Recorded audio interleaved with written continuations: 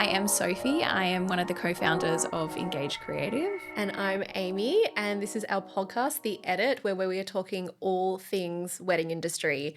Engage Creative is a marketing agency, and we specialize in the wedding industry. So we thought there was no better topic to kind of talk about today than our view and our kind of state of the union on where the wedding industry is at. So we'll have some kind of ideas and what we're seeing is happening throughout 2025 and what we think will happen throughout the rest of it, as well as some very early predictions of what is going to happen more into 2026 for the industry. So I'm very excited to dive into this. Well, I mean, like one of the kind of biggest topics that everyone had on their brains last year was kind of like the cost of living crisis and how that is really starting to affect couples. But I think we're starting to slowly, hopefully move away from that. Well, because all of those couples that delayed their weddings Are now getting married. So that was like the biggest thing that we saw last year and into this year was that couples were pushing back their weddings by 6 or even 12 months. Yeah. I think a combination of the cost of living. Yeah. I think it's a very scary thing for couples to get engaged and then start emailing and inquiring with all of the vendors that you need for the wedding industry and starting to see the prices add up and roll in, that they kind of then look back and go, you know, either we have a mortgage or that's something we're inspiring for, and more choosing what is more important to them. And for some people, marriage is important, but they're happy to delay it so that they can get, you know, the mortgage or whatever they need, or actually have the wedding that they want. Some people don't want to sacrifice or have a smaller wedding. Well, I think like when we're kind of starting to talk about this topic, and this is what we talk about a lot with our clients, is what can we do to make your brand stand out compared to other vendors, that when people are starting to inquire, what can make your brand stand out and really like add that extra level of service? So I think now as we're moving into like AI, and we'll obviously touch on about that, but I think giving a personal kind of insight into your brand, really kind of replying with a little bit more detail if a couple has gone to that effort of saying, this is where I am getting married, or this is the date because it's special because of X, Y, Z, really kind of trying to put a personality behind who you are as that vendor, I think will make your brand stand out in this kind of way of getting them across the line, because people are really craving that like attention to detail and like high level service. I would agree. I think it's important that so much of our conversation is about standing out. So what can you do, whether that be in your marketing, in your client experience? Yeah. So I think that is really important. Another thing would be that the traditional wedding is not the stock standard thing that people choose these days. And it's like a recovery. It's like the day before, and there's like so many like micro mini events. Well, that came out of COVID, where you had just an elopement or a micro wedding. Or the thing that I'm seeing a lot is people are choosing to do a very simple courthouse or justice of the peace kind of ceremony, and then just have a really big party, but it not be like that traditional wedding reception. They just want a great party with good food, good drink, but they don't need all of the bells and whistles that come with, say, a reception with speeches and cakes and first dances. I think as well, like that is a great topic to discuss with all of our vendors, and what we need to discuss in general is really kind of being aware of those trends that's going on and tailoring your packages to those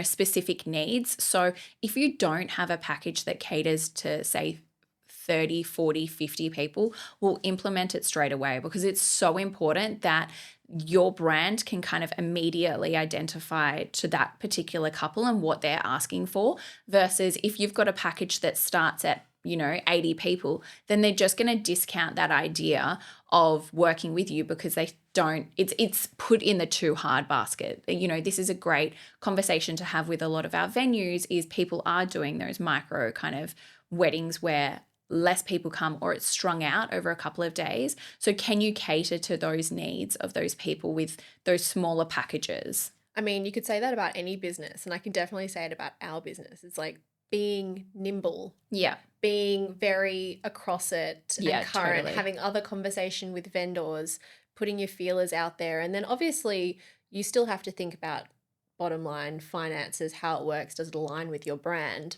But you shouldn't be afraid of reassessing your services or Yeah. reassessing your package. And that could be putting in a lower price option, could also be putting in a higher price option. I mean, from what we've seen, that tier up from middle market, that very luxury where you're talking about multiple days, hundreds of people, Yeah.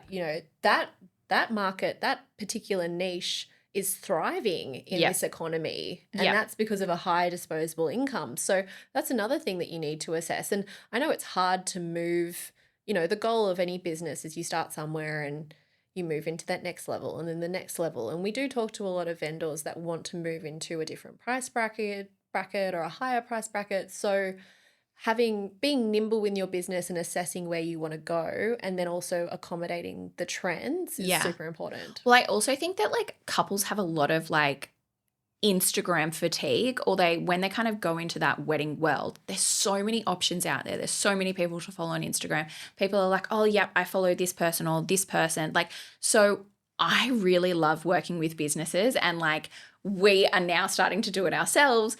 But putting kind of a personality behind your brand, I think will make you really stand out. And, the rise of TikTok is excellent for that. We did a branding and strategy kind of with a really great venue, and just doing, it doesn't need to be polished, but just the doing of, hey, this is our venue and this is kind of just a walkthrough tour means that like you're really standing out from the crowd, because you're kind of being able to give that behind the scenes, less like edited, a little bit more raw, and showcasing that on TikTok. Like that's where people are starting to search, and it's a tool that like we're really starting to encourage our clients to like think. I feel really torn about the whole personal brand and getting out there because, yes, I agree 100%. It works and it's necessary.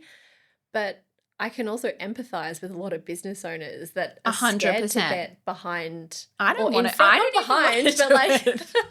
in front of the camera or put themselves out there. And Oh, you're too busy. It's literally you're the either last too thing busy you want to or do. you don't want to Yeah. do it. And so you just put it off. Yeah.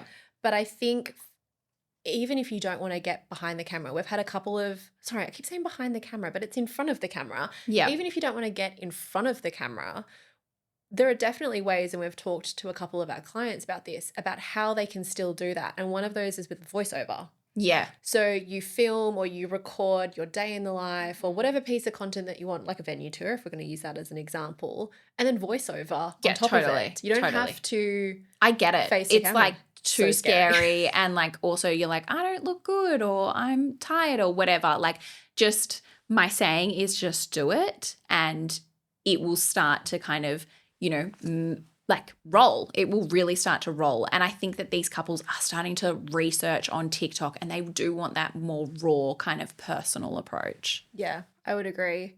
I also feel as well there's a lot of micro influencers.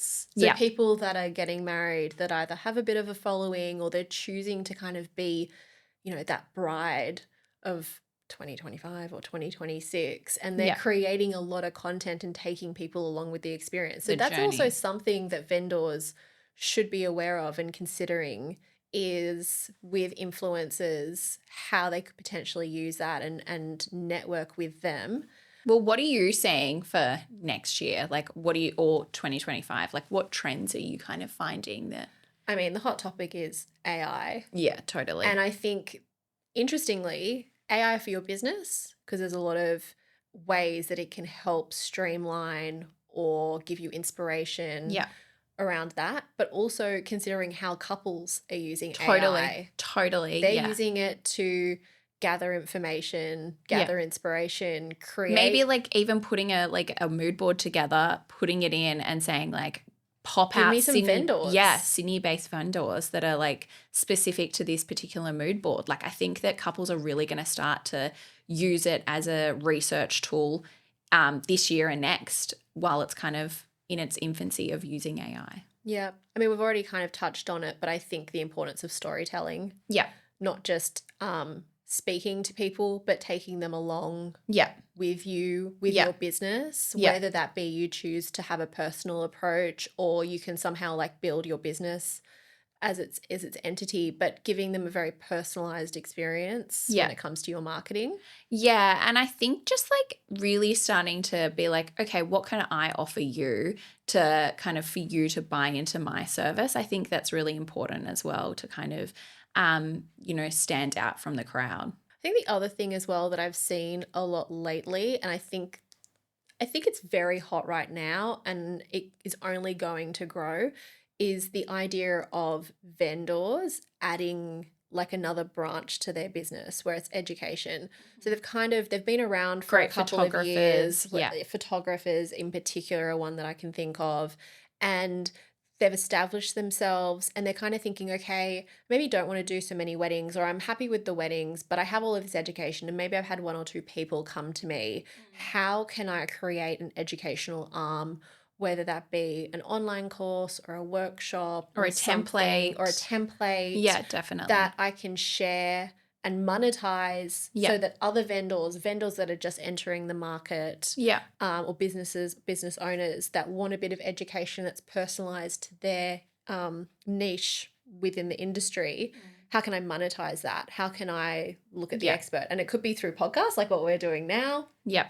in-person workshops. I think in-person workshops are definitely like, I think people are still craving that one-on-one kind of in-person like conversations. Again, we've discussed about bridal market, but there's nothing better than seeing a person in person and just like having those silly conversations like, oh my God, you drink a latte too, me too, or just like something that just like brings a little bit more personality. And I think that like vendors should start to kind of do that again when they're talking to their couples, because things are starting to get so automated and kind of like templated that like putting that little bit of personality behind your brand. Maybe we need to see more industry, like in-person events. Not saying that we do that because there's a lot going on, but who Yeah. knows, like networking events, educational events. Yeah, no, definitely. I think people are starting to crave that kind of like still one-on-one, or, working in the wedding industry is really like, it's a very unique industry because it's either like yourself as a sole trader or you have a very small team and kind of leveraging each other. I know that the photographers, like I always say, the photographers on the northern beaches, like always have their own kind of like little crew where they recommend each other for like weddings, or if someone's not available for this day, they do another. So just like, yeah, I don't know, maybe it's building out your community within your kind of particular industry where you're not looking at these other people as competitors, but maybe someone that you can like start to rely on or build that community to say, hey, I've got this, or Well, a recommendation is very powerful. Yeah. And I think a lot of the wedding industry goes word of mouth, and that's kind of always been the staple, and will always continue to be. yeah, Then you've also got the leveraging of social media, so Instagram, TikTok, that provides a certain level of visibility and getting out more. But I would agree, and having networking with other vendors and getting on people's recommended supplier list, that's a really easy kind of external marketing yeah. thing that you can do that we've recommended to many clients before. Where Emailing again, venues, that like that's the first point of contact that people are really starting to secure. Like if you are a couple, you are looking at your venue as one of the first kind of main points, and like locking in a date. From there everything comes from it. So if you can align yourself with great venues that you feel like you work with, or aesthetically, or you're based geographically in that location, I think getting them on that recommended vendor list, that when the couples do make that purchase of, yep, I'm going ahead with this venue, then that venue can say, hey, look, here's florists, photographers, hair and makeup artists that are all kind of region specific that we recommend. yeah, so much for a business owner to do. Yeah. It's never ending, but I think it's very exciting. And those businesses that are going to stand out are the ones that are across it. And I Yeah. think that they have very clear branding, Yeah. very clear marketing, Yeah. and they aren't just relying on Instagram or TikTok. Yeah. They're utilizing a couple of different mediums. Yeah.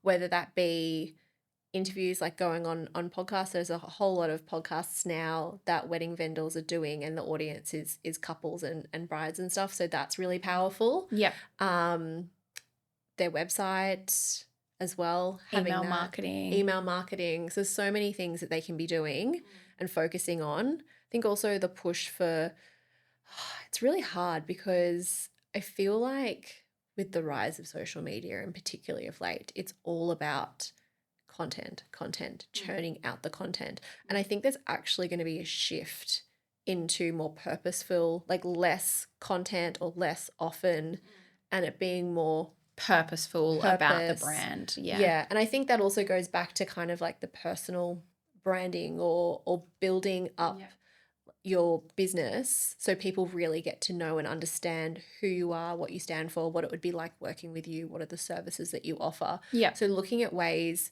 I feel like again people get fatigue or they get really scared to do anything because it just feels so overwhelming with either the type of content or the volume of content or the consistency of it. Yeah. So even like stripping it back, taking a back seat and doing it more purposeful, more storytelling is going to be something that people are going to see, because I think probably from all sides, from business owners and from couples, brides, users of general of Instagram and TikTok and all of those platforms, is just going to be general fatigue. So as much as we're talking about things that we're seeing and things that we think that vendors should be doing, there's probably a couple of things that they shouldn't be doing or should not be prioritizing or looking at as a trend to follow for the rest of 2025 and even into 2026. Well, I think like what is your brand, and then like not chasing those trends. Like if you have a particular aesthetic, you don't need to do everything if there's no strategy behind it. So really identifying, does this work for your brand and where the direction that you want to go long term?